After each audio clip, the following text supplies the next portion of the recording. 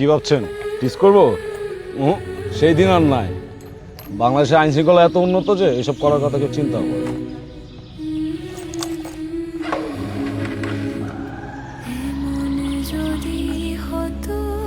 কি ভাবছেন এগুলো সত্যি? এগুলো সবই আমাদের স্বপ্ন, আর এই স্বপ্নকে বাস্তবায়ন করতে হলে সৎ ও যোগ্য লোককে ভোট দিন।